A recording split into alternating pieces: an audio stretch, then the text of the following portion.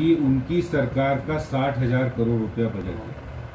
उस 60,000 करोड़ रुपए का वो हिसाब ने क्या किया? क्या दिल्ली में कोई नया फ्लाईओवर, नया कंस्ट्रक्शन, नया विकास हुआ है? दिल्ली में नए कॉलेज, नए स्कूल बने? जो एमसीडी का पैसा, तीनों निगमों का पैसा 13,500 करोड़ रुपया जो उन्होंने देना है, वो फैक्स के साथ 3rd डीएफसी का पैसा है, 4th डीएफसी का पैसा है। और जो ग्रांट इन एड है, जो एमसीडी का हक है, वो हक भी नहीं दे रहे हैं। जो शीला दीक्षित सरकार के समय 17.6% ग्लोबल शेयर मिलता था एमसीडी को, जो दिल्ली के अंदर रेवेन्यू दिल्ली सरकार के पास आता है, वो पैसा उन्होंने 12.5% अनाउंस किया, इस बार 10% दिया है। और इस कोरोना संकट में उस 10% में भी 57% की कटौती की है, यानी 4.3%। सिर्फ 4.3% वो ग्रांट इन एड में दे रहे हैं। इससे ज्यादा शर्म की बात नहीं हो सकती है।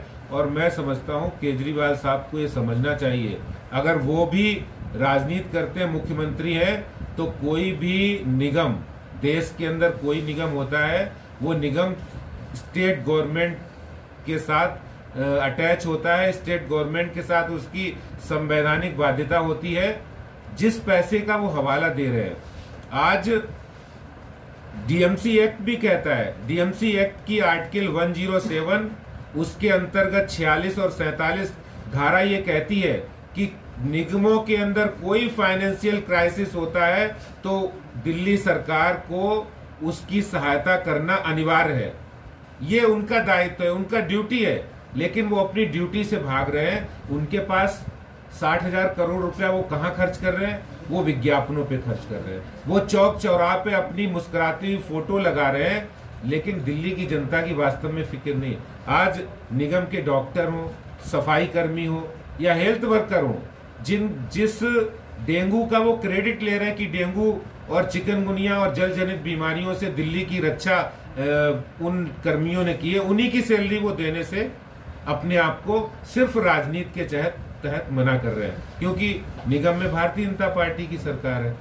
और जिस बात का उन्होंने जिक्र किया, जो 448 रुपए की बात कर रहे हैं, मैं आपके माध्यम से उनसे कहना चाहता हूं कि दिल्ली एक एनसीटी क्षेत्र है, नेशनल कैपिटल टेरिटरी है, और यहाँ पर सिर्फ दिल्ली सरकार के जो विभाग हैं, इसके अलावा भी बहुत सारी एजेंसीज हैं।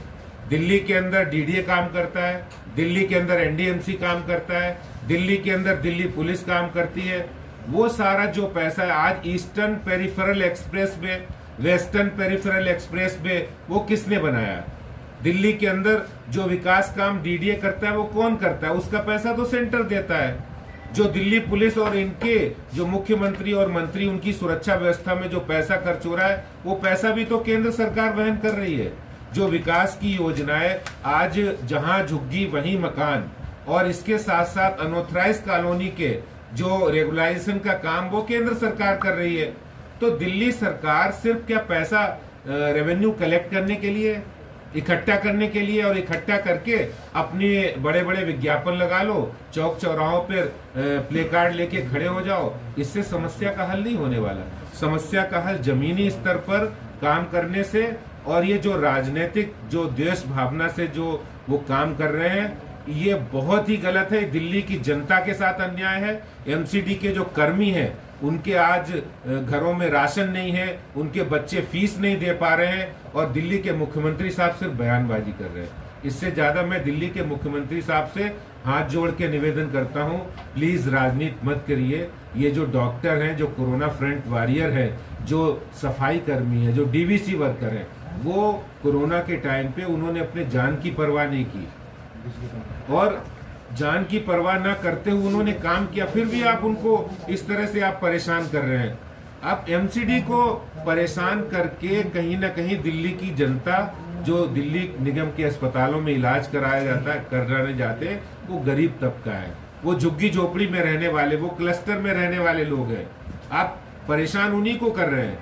ऐसा करके दिल्ली के मुख्यमंत्री साहब अपनी मानसिकता दिखाना चाहते हैं।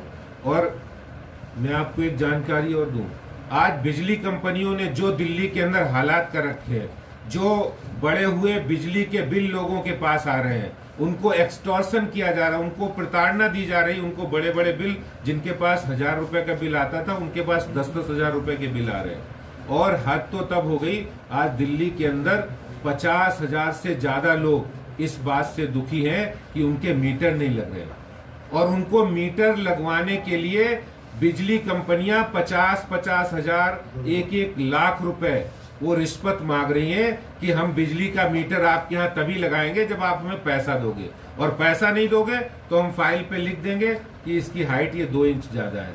तो ये जो भ्रष्टाचार है, ये जो 60,000 करोड़ रुपया, ये कहाँ डकार गए केजरीवाल साहब? ये तो जवाब दें।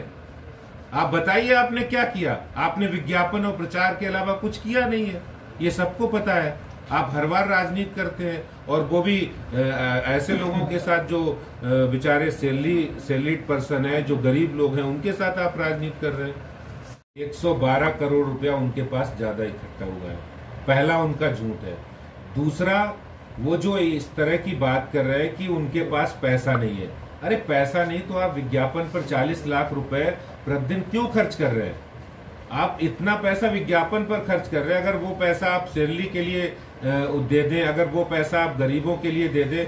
आपने यही बहाना कोरोना के समय किया था, और कोरोना के समय जब यहाँ से मजदूर पलायन करने लगे बिहार और उत्तर प्रदेश और अन्य राज्यों के, तो आपको सुध नहीं मिली। तब मोदी जी ने अनाउंस किया कि मार्च से लेकर नवंबर तक उनको राशन मुफ्त में दिया जाएगा। आपके पास पैसे नहीं, आप उसका रोना रोते हैं।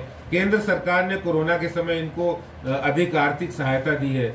ऐसे में वो अपनी जिम्मेदारी से पल्ला नहीं झाड़ सकते हैं।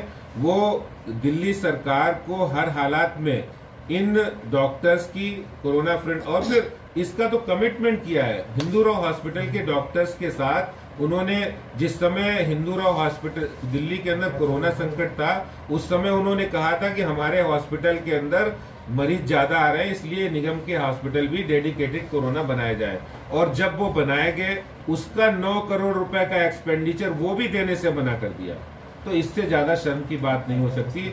मैं केजरीवाल साहब से विनती करता हूं कि आप कम से कम इस मुद्दे पर राजनीति मत करिए। हम और आप मिलकर दिल्ली की जनता की, लोगों की भलाई के लिए काम करते हैं, तो कम से कम उनकी सैलरी और इस मुद्दे पर राजनीति नहीं करनी चाहिए।